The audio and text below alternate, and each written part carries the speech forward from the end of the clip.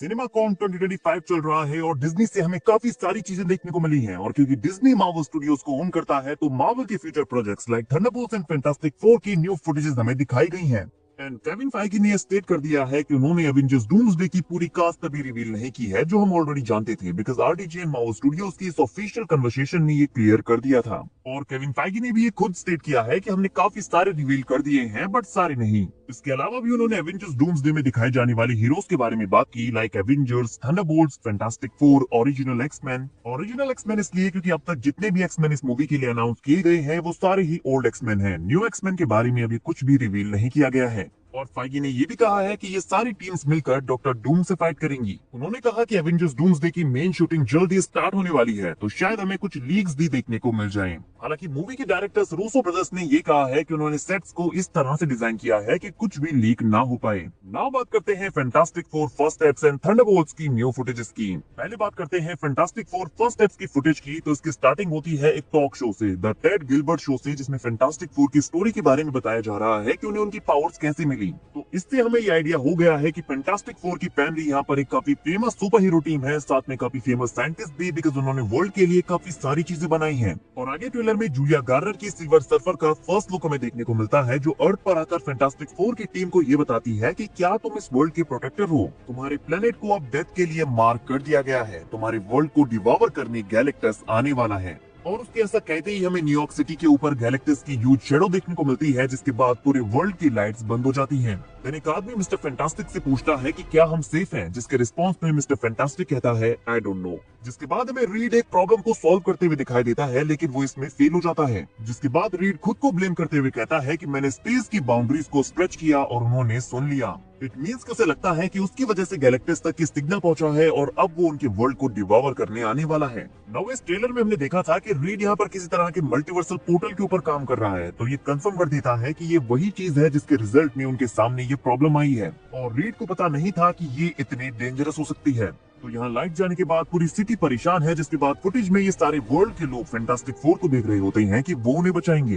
तो हमने सुना था कि इस यूनिवर्स में कुछ और हीरोज भी होंगे, बट फैंटास्टिक फोर यहाँ पर सबसे ज्यादा फेमस है, इसीलिए वर्ल्ड के लिए ओनली होप वही है। और शायद यही वो इवेंट होगा जिसके बाद फैंटास्टिक फोर की टीम एवेंजर्स डूम्सडे के लिए मेन अर्थ 616 में आ जाएगी, क्योंकि रीड मल्टीवर्सल ट्रेवल डिवाइस का क्रिएशन कर लेगा इन केस अगर वो गैलेक्टस को नहीं हरा पाई और उन्हें भागना पड़ा, तो इस डिवाइस की हेल्प से वो एस्केप कर सकते हैं। तो फैंटास्टिक फोर का यहाँ पर टॉक शो में होना इसी तरफ हिंट करता है कि हमें उनकी ओरिजिन स्टोरी देखने को नहीं मिलेगी, क्योंकि एमसीयू में उनके ओरिजिन को फीचर नहीं किया गया है, बट यहाँ टॉक शो में कुछ फ्लैशबैक सीन्स के जरिए उनके ओरिजिन को कवर किया जा सकता है। लाइक जब वो अपने पास्ट के बारे में बात करेंगे तो वहाँ ये सारी चीजें कवर हो जाएंगी। देन हमें द थिंग की एक फुटेज दिखाई जाती है, जहाँ पर वो वाटर से शिप की चेन खींचकर कुछ लोगों को बचाता है और वो लोग फैंटास्टिक फोर और द थिंग को आकर थैंक यू कहते हैं। और इस ट्रेलर में एक और ह्यूज रिवील होता है और वो ये है कि सू स्टॉर्म प्रेग्नेंट है। यहाँ फैंटास्टिक फोर की टीम अपने संडे फैमिली डिनर पर होती है, जहाँ पर सू स्टॉर्म को क्लियरली प्रेग्नेंट दिखाया गया है। तो शायद टीजर ट्रेलर में जो फुटेज हमने देखी थी वो एडिट की गई थी, ताकि यहाँ पर हम सबको सू स्टॉर्म नॉर्मल लगे, क्योंकि सू की वॉकिंग स्टाइल एक प्रेग्नेंट लेडी की तरह है, बट उसकी बेली को यहाँ पर एडिट किया गया है। बट इस न्यू फुटेज में ये क्लियर है कि सू स्टॉर्म प्रेग्नेंट है। आगे फुटेज में जॉनी अपनी सिस्टर सू को कॉन्ग्रेचुलेट करता है और जोक मारता है कि रीड अब मुश्किल में आ गया है। तो गाइस यहाँ ऑफिशियल हो गया है कि सू एंड रीड का बेटा फ्रैंकलिन रिचर्ड्स एमसीयू में आने वाला है, जो एमसीयू के one of the most powerful characters में से एक है। वो यूनिवर्सेस क्रिएट कर सकता है और उसे एमसीयू में लाने का एक ही मतलब हो सकता है कि सीक्रेट वॉर्स के एंड में जब पूरा मल्टीवर्स डिस्ट्रॉय हो चुका होगा तो फ्रैंकलिन इसे रिस्टोर करेगा। और इस फुटेज की एंडिंग में रीड सिल्वर सर्फर से कहता है कि हम तुम्हें बचाएंगे। सो इट मींस कि classic fantastic four rise of the silver surfer की तरह यहाँ भी सिल्वर सर्फर बुरी नहीं है। एंड नाउ आई होप इस ट्रेलर का ऑफिशियल वर्जन हमें जल्दी देखने को मिले। बट नाउ बात करते हैं मार्वल की नेक्स्ट अपकमिंग मूवी थंडरबोल्ट्स की। और यहाँ थंडरबोल्ट्स की कास्ट की एंट्री बहुत ही ज्यादा फनी थी, बिकॉज वो यहाँ पर मूवी में दिखाई गई रेड गार्डियन की एक्चुअल लिमो से बाहर आते हैं। डेविड हार्बर जो कि रेड गार्डियन प्ले करने वाले हैं, वो इस लिमो को ड्राइव कर रहे होते हैं। उसके बाद वो उतरते हैं, पीछे का डोर ओपन करते हैं, जहां से हमारी थंडरबोल्ट्स की पूरी कास्ट बाहर आती है। और उसके बाद हमें पैनल में थंडरबोल्ट्स की न्यू फुटेज दिखाई जाती है, जहां रेड गार्डियन बकी से पूछता है कि तुम्हें कौन सा सुपर सोल्जर सीरम दिया गया था। वेल वैसे हम दोनों सेम हैं, हम डिफरेंट हैं बट फिर भी सेम है। एंड गाइस इस सीन का हम छोटा सा पार्ट ट्रेलर में देख चुके हैं, जहां पर वो बकी से पूछता है और उसे पता चलता है कि उसे हाइड्रा का ओरिजिनल सीरम दिया गया है और रेड गार्डियन कहता है ओ हाइड्रा सो फैंसी। तो यहाँ रेड गार्डियन बकी बकी से थोड़ा सा जेलस भी है बिकॉज बकी को हाइड्रा का ओरिजिनल सुपर सोल्जर सीरम दिया गया था और उसे रशिया वाला वर्जन दिया गया है। जिसके बाद हम थंडरबोल्ट्स की टीम को एक बिल्डिंग में घुसते हुए देखते हैं जहां वो कुछ गार्ड्स के साथ फाइट करते हैं और रेड गार्डियन यहाँ भी बड़े ही फनी तरीके से अपनी बेल्ट के साथ फाइट कर रहा होता है। देन वेलेंटीना बड़ी ही अनॉय होकर लाउड स्पीकर पर जाती है और उनकी पूरी टीम को अवेयर करती है कि मैंने दरवाजा खुला रखा है, ऊपर आ जाओ।